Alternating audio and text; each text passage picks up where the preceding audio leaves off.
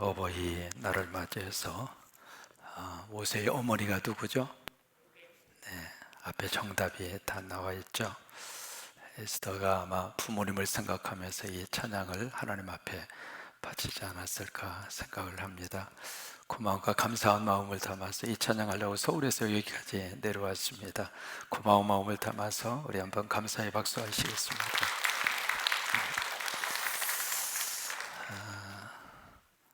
사실은 모세가 태어나던 그 시절에는 산의 아이들은 태어나는 순간 죽음을 맞이하는 절대 절명의 순간이었죠.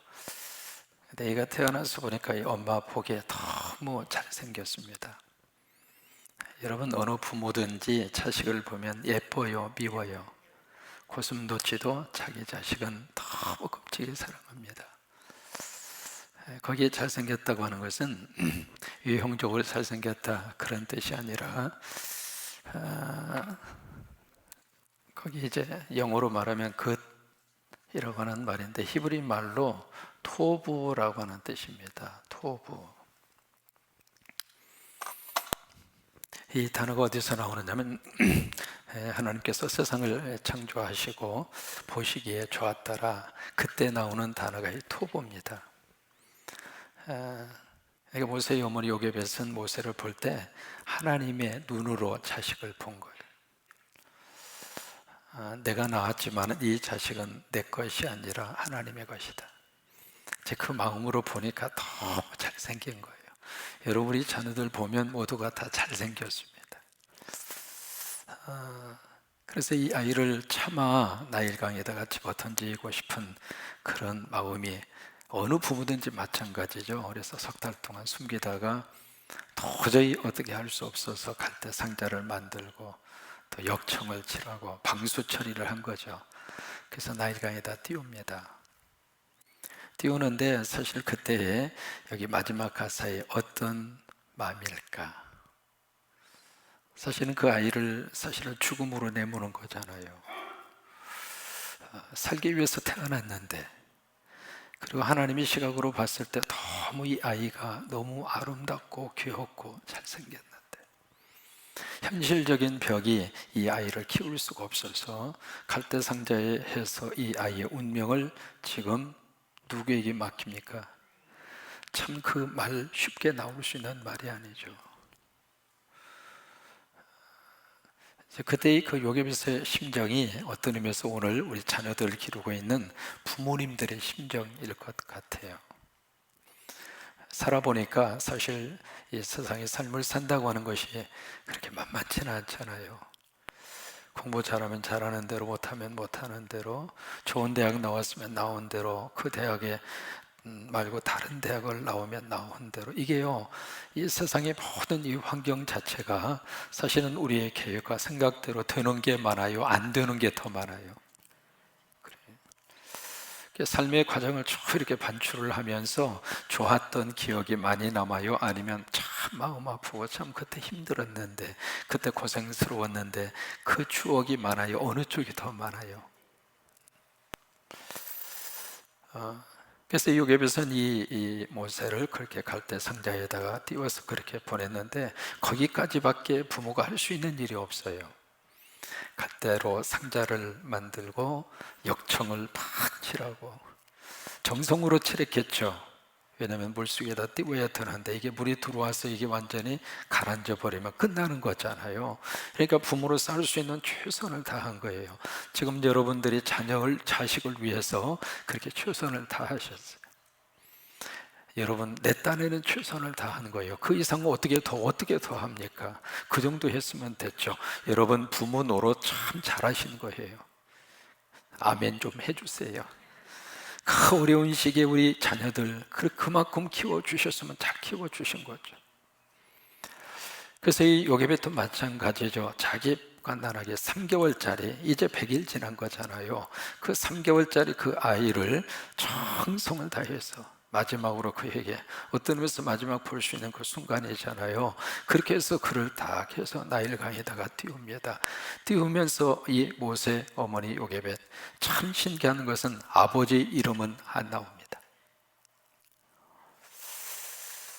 그때부터 아버지가 자꾸 이 자녀들의 머릿속에서 사라졌는지도 몰라요. 언젠가 소개해 드렸잖아요. 초등학교 학생의 동시에 어머니는 있어서 좋다, 늘 날 사랑해 주니까. 냉장고는 있어서 좋다, 늘 나에게 먹을 걸 주니까. 강아지는 있어서 좋다, 늘 나하고 놀아주니까. 근데 아빠는 왜 있는지 모르겠다.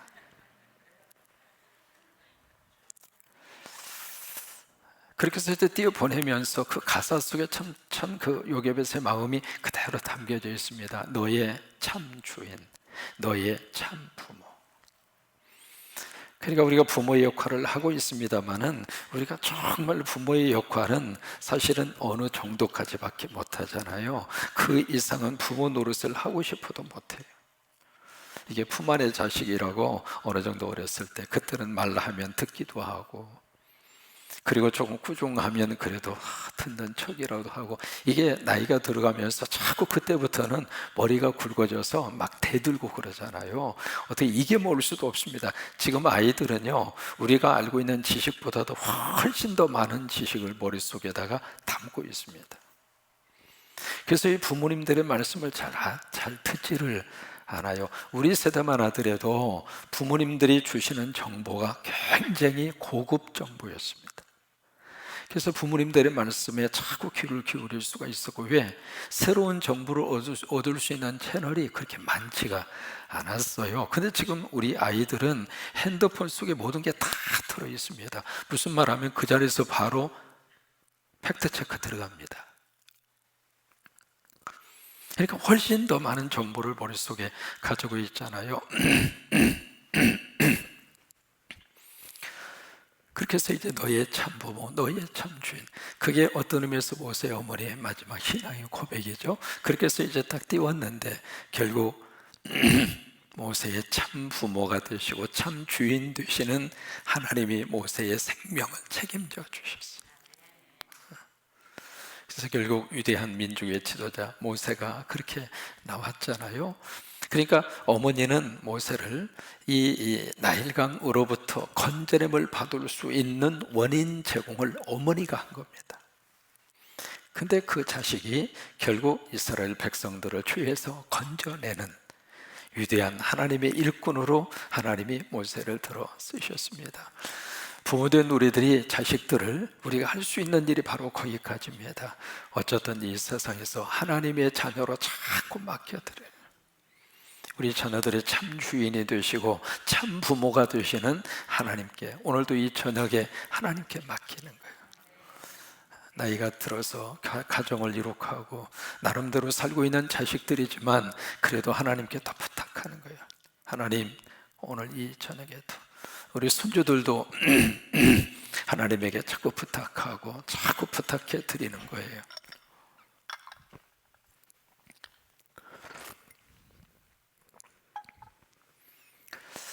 근데 참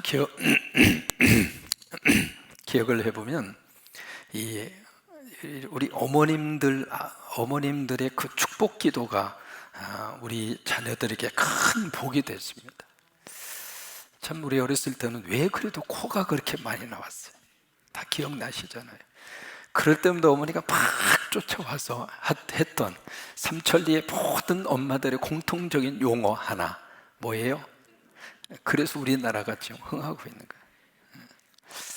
어쨌든 우리 부모님들의 헌신과 부모님들의 사랑, 그것이 오늘 이 나라를 이만큼 살 수 있도록 그렇게 올려줄 수 있는 밑거름이 됐고, 또 그 기초 위에서 우리 자녀들이 더 멋진 미래로 나아가게 될 줄로 믿고, 그렇게 하나님이 축복하실 줄로 그렇게 믿습니다.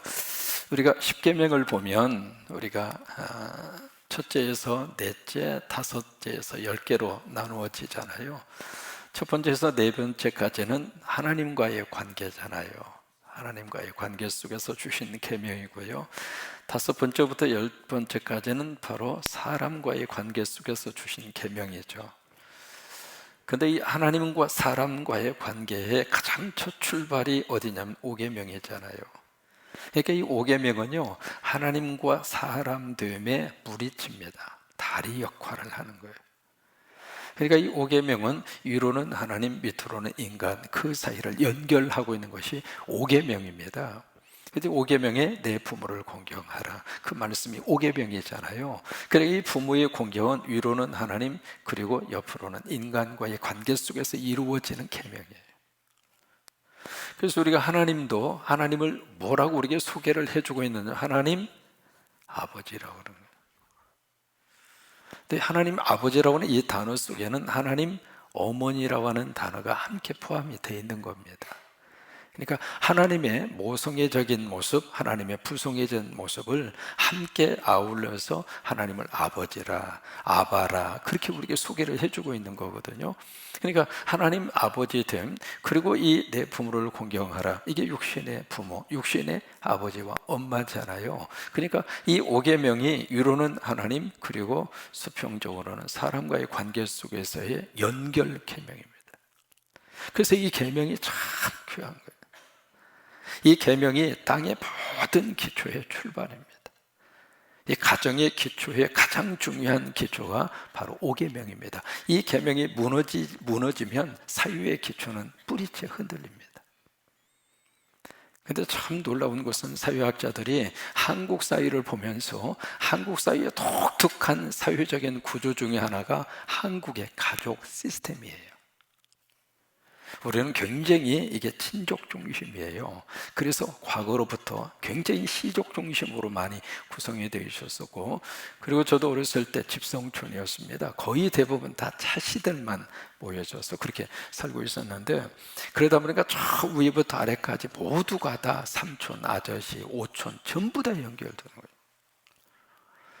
그러니까 이 가족 시스템이 한국 사회의 큰 하나의 기초가 됐다, 사회학자들은 그렇게 분석을 하는데, 결국 이제 바로 이 하나님과 사람의 이 연결고리가 내 부모를 공경하라, 바로 여기서부터 이루어지고 있다고 하는 거예요. 오늘 어버이 주일에 이 계명의 축복이 우리 안에, 우리 자식들 안에 그대로 임하기를 주의 이름으로 축원합니다. 또 하나, 두 번째로 십계명을 보면 첫 번째에서 네 번째, 그 다음에 여섯 번째에서 열 번째는 내가 믿음으로 결단하고 선택하면 지켜갈 수 있습니다. 우상 숭배하지 말라, 우상 숭배 안 하도록 결단하면 되잖아요. 여호와 이름을 망령도 일컫지 말아라, 그 다음에 살인하지 말라, 간음하지 말라, 도둑질하지 말라, 거짓 증거하지 말아라. 그거요, 우리가 결단을 하고 우리 스스로가 작정하고 어떤 일이 있어도 나는 그 죄 범하지 않으리라. 그래서 우리가 기도하고 성령의 은혜를 받으면 나머지 계명들은 지켜갈 수 있습니다. 그런데 딱 하나, 그 계명은 일생을 통해서 지킬 수 있는 그때가 딱 한계가 되어 있습니다. 왜요? 내 부모를 공경하라. 부모가 있을 때만 할 수 있잖아요. 세월이 지나고 보니까 이제 부모님 다 세상 떠나고 머릿속에 기억으로 밖에는 부모님이 안 계시잖아요. 그러니까 우리 자녀들의 입장으로서는 부모라고 하는 개념이 실질적으로 지금 느끼는 개념이지만, 적어도 이제 저와 같이 좀 이렇게 연세가 드신 분들은 부모라고 하는 개념이 이제는 과거 속의 추억의 개념입니다.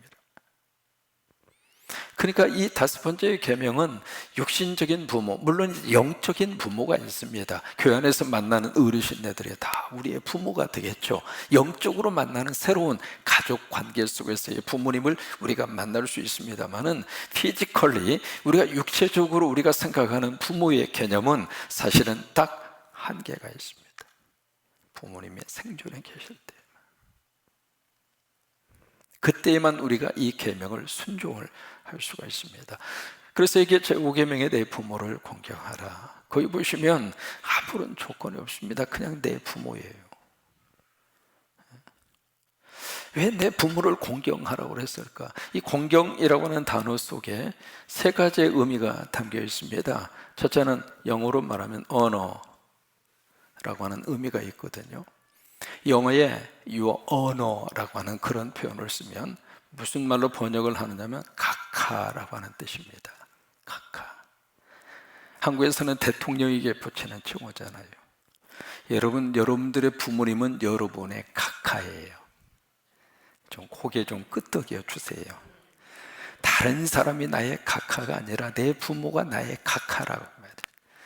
에스더의 각하님 어디 계셔? 각하님. 그러니까 우리들의 각하가 바로 공격이라고 하는 뜻이 바로 그 속에 담겨져 있습니다. 두 번째, 공격이라고 하는 단어에 어떤 말이 있냐면 value라고 하는 말이 있습니다. 가치라고 하는 뜻이에요.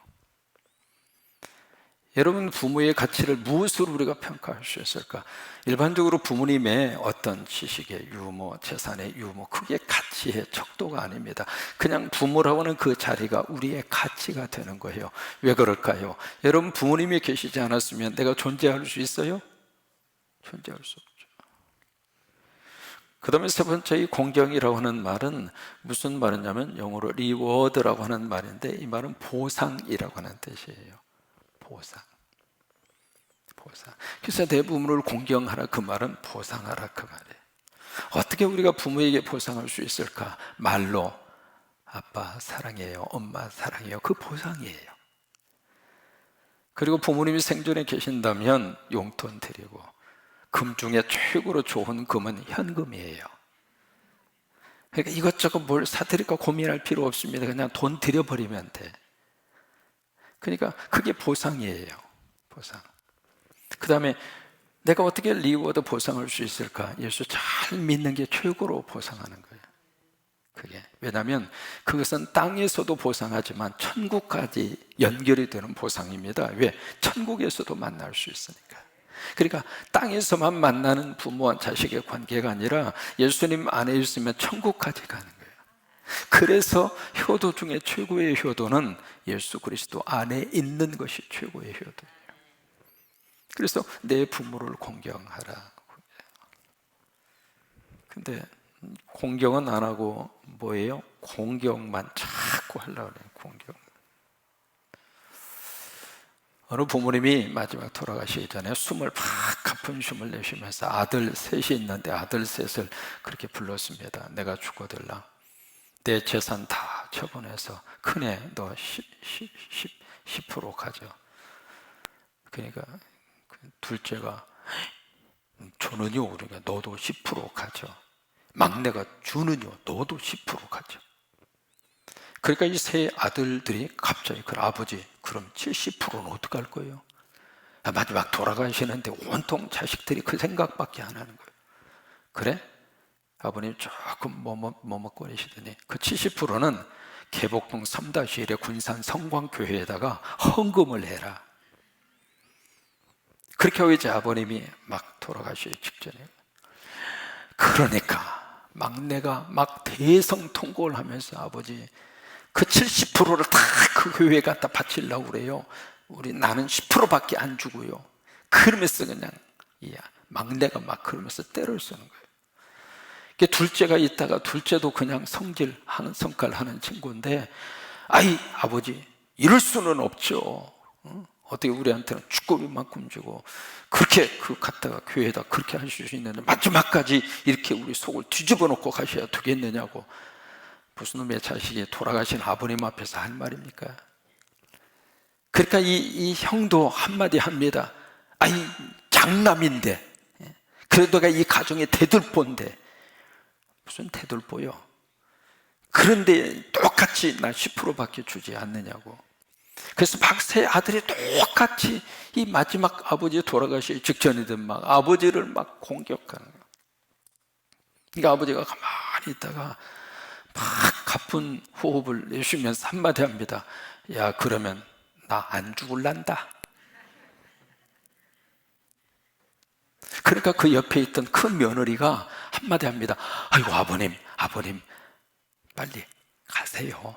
그래야 10%라도 건지죠. 공경의 시대가 아니라 공격의 시대. 부모는 오직 물질만 공급해 주는 유일한 은행으로만 생각하는, 이런 속에서 정말 우리 안에 하나님의 말씀대로 5계명이 다시 이 사회와 이 세상에 귀한 질서로 다 세워지는 그런 어버이날이 될 수 있게 되기를 주의 이름으로 축원합니다. 이 베드로후서의 말씀, 지난번에 말씀드렸습니다마는 베드로후서의 가장 중요한 주제는 바로 뭐냐면 알미예요. 다시 말해서 지식입니다. 왜 이것이 베드로후서의 주제가 되었을까? 교회 안에 이상한 이단과 사이비가 쫙 들어온 거예요. 그래서 베드로 사도를 통해서 그 성도들에게 제대로 알아라, 제대로 지식을 가져라, 그 이제 말씀을 하고 있는 거예요. 그러면서 제대로 우리가 지식을 갖고 제대로 우리가 알면은 어떤 역사가 나타나게 되는가? 바로 그들 속에 놀라운 하나님의 역사가 나타납니다. 그것이 이제 오늘 본문의 말씀에 어떻게 표현이 되어져 있느냐면 여기에 4절입니다. 그 보배로고 지극히 큰 약속을 우리에게 주사. 그러니까 여기에 암과 지식의 가장 구체적인 대상은 누구냐면 예수님이에요. 예수님을 제대로 알고 예수님에 대한 지식을 제대로 가지면 어떤 역사가 나타나는가? 크고 위대한 뭐예요? 약속. 그것은 큰 하나님의 약속입니다. 약속. 그 약속을 하나님이 주신다 그 말이에요. 예수 그리스도를 제대로 알면 하나님께서 그 약속을 우리에게 주세요. 그 큰 약속이 바로 무슨 약속이냐면 구원의 약속입니다. 우리식으로 말하면 살림의 약속이에요. 그 약속을 하나님이 우리에게 주시는 거예요. 그래서 그 약속을 통해서 그 다음에 어떤 역사가 나타나게 되는가? 4절 말씀해 보시면 이 약속 때문에 너희가 정욕 때문에 세상에서 썩어질 것을 피하여. 그러니까 세상에 썩어질 것, 여기 정욕이라고 하는 것은 아주 나쁜 욕망을 말합니다. 사람이 욕망도요, 좋은 욕망이 있어요. 내가 예수 믿어서 내가 잘 돼서 하나님 영광 돌리고 예수 믿음 안에 내 인생을 하나님의 뜻을 이루고 하나님의 목적을 이루고, 그것은 너무 좋은 욕망입니다. 우리 자녀들에게는 그런 욕망이 있어야 돼요. 우리가 믿음으로 하나님 앞에 간절히 기도해서 내가 하나님으로부터 응답을 받아서 그 받은 응답을 가지고 복음을 전하고 그리고 예수 그리스도를 증거하고, 여러분 이런 좋은 욕망이 있어야 돼요. 그러니까 성령님이 내 안에 들어오셔서 나를 통해서 생명을 살리고, 그래서 예수 안에서 하나님 나라의 증인이 되고, 여러분 이것은 선한 욕망이에요. 그 욕망은 성령님이 우리 안에 부어주시는 하나님의 거룩한 축복입니다. 그래서 말세에 내가 너에게 성령을 부어주리니 그의 남종과 여종들이 예언을 하고 환상을 보고 꿈을 꾸리라. 그게 전부 다 선한 욕망입니다. 근데 여기에 세상이 썩어질 것이라고 하는 것은, 정욕이라고 하는 것은 바로 나쁜 욕망이에요. 악한 욕망. 그것 때문에 세상이 썩어지게 돼요. 그래서 우리가 이 놀라운 큰 약속을 우리가 딱 붙들면은 거기서 우리가 피한다 그 말이에요.